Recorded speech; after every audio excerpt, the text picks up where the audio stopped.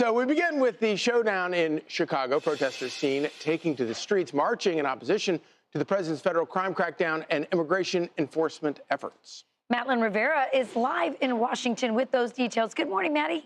Good morning. That's right. Thousands of people gathered in downtown Chicago on Saturday, rallying against federal intervention. Let us check out this video. Many of the people carrying signs and banners saying abolish ICE. They're rejecting the deployment of troops. It is a major show of protest against what is happening in Chicago right now. Outside of the city, more than 100 protesters assembled outside of Naval Station Great Lakes in northern Chicago. It's said to be used as a hub for the administration's immigration crackdown. Chicago is bracing for more immigration enforcement. President Trump issuing a warning on Truth Social, saying in part, Chicago about to find out why it's called the Department of War, referring to the name change for the Defense Department.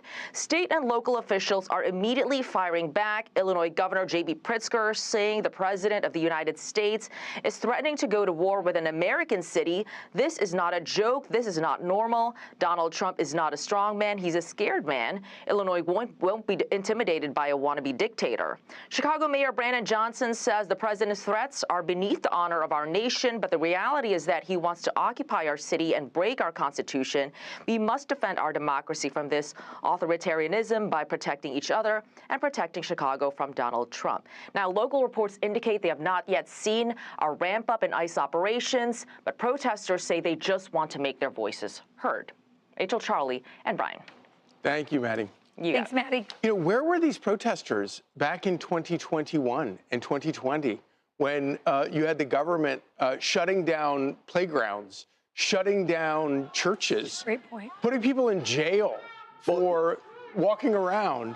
Where were they? Well, they were out there. They just weren't protesting those things. They were out there smashing, Being celebrated. They were out there destroying cities. That's what they were doing in Minneapolis and other cities. They always protest the wrong thing. So in Chicago, we're trying to clean up the streets, keep people from getting murdered, and they're protesting the guys who want to help prevent all that stuff, right? They're always on the wrong side, protesting in favor of the perpetrators, not the victims. And somebody who knows about what it's like to live in Chicago and get murdered is Gianno Caldwell, who tragically lost his brother to Chicago crime violence. He was on Mark Levin's show last night, and here's what he had to say about it. I am a person who've experienced this firsthand when my innocent teenage baby brother Christian was murdered on June 24th, 2022 in Chicago. And I've been out for justice for many other families, not just my brother, but many other families through the Caldwell Institute for Public Safety at caldwellinstitute.org. Support our efforts there.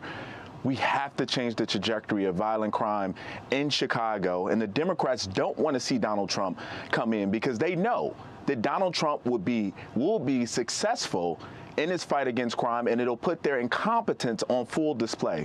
People like Brandon Johnson, the mayor of Chicago, who knew that when he ran for mayor, the #1 issue polled was crime for Chicagoans everywhere.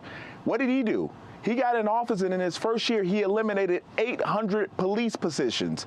Mind you, there were 2,000 needed in order to solve the crimes that are happening in that city. 75% of murders go unsolved in the city of Chicago. And this is the language that Mayor Brandon Johnson and J.B. Pritzker use, saying that he should not come in? How dare they? Do you remember yesterday when we played the clip of the Chicago mom whose 15-year-old daughter died? Yeah. I remember Brian asked her, do you see police around your neighborhood? She was like, nope, we never see them. That explains why they eliminated 800 positions. By the way, as I saw Gianno Caldwell up there, I don't know if you're watching Gianno. You know what I thought? He'd make a great mayor. Oh, yeah. There you Chicago. go. Oh, yeah. Because he'd do the simple, basic things that matter in a city like that. Exactly. The politics of this are so crazy, and J.D. Vance, Vice President J.D. Vance, spoke to this last night with Laura Trump, but you're either with the people who want to keep streets safe or you're with the criminals. It's kind of a binary choice. Easy. And President Trump, I mean, it doesn't even seem like a secret weapon, but his secret weapon is he chooses to be on the side of people who want to keep streets safe. Watch this. You've got like the far left fanatics who I mean, the president's political genius is he's encouraged the far left now to come out in defense of violent crime in our big cities.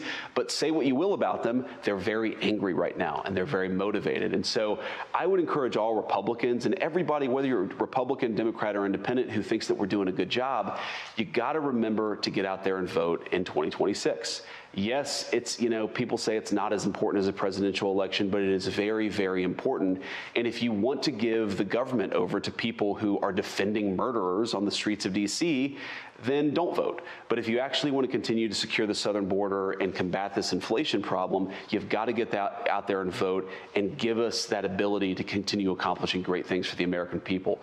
You guys remember yesterday when we did the story of the children that we found that our government is now finding, the Trump administration is finding, that were abandoned, given to people that we don't know. Traffic, 22,000, right? They found 22,000. Yeah. And we discussed how we hear nothing about this, about 27 Hispanic children who they found were murdered. Thousands reported that they rescued, thousands reported that they were raped. Not a peep from any of them. Yeah. Think about the kind of attention they lavished on the criminal Kilmar Obrego. Such a good point. I mean, that's when you talk about that, Brian, that's what came to my mind.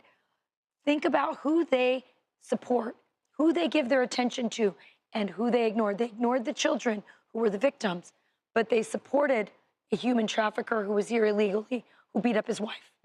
There's no compassion. Like, everything for them is filtered through an ideology. Does this help us advance our leftist agenda? If so, we'll support the guy. Right. If not, we're not going to talk about him. And all of the humanity of the thing is actually lost as a result of it.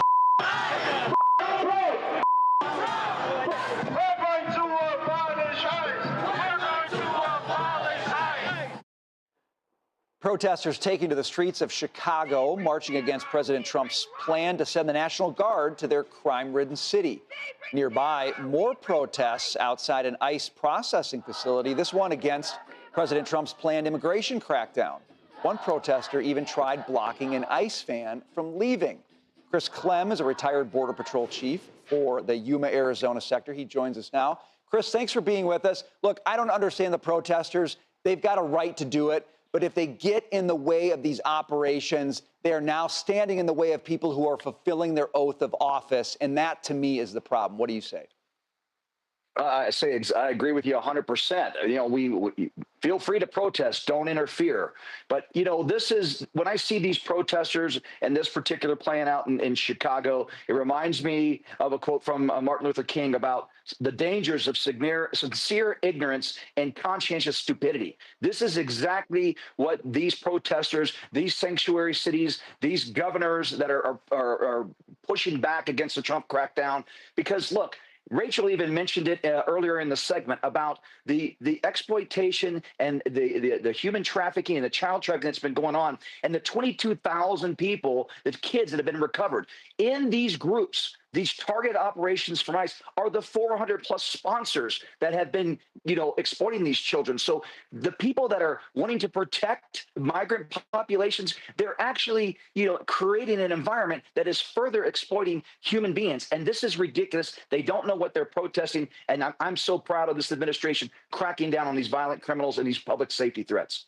Hey, I got to ask you about this one as well. An illegal immigrant is being charged with the murder of a missing 19-year-old Maryland woman, and the suspect was out on bail after a previous DWI arrest. It's that same story, Chris, of being caught, thrown right back on the streets, and there's too many situations where worse things happen when they're back out on the streets, Chris.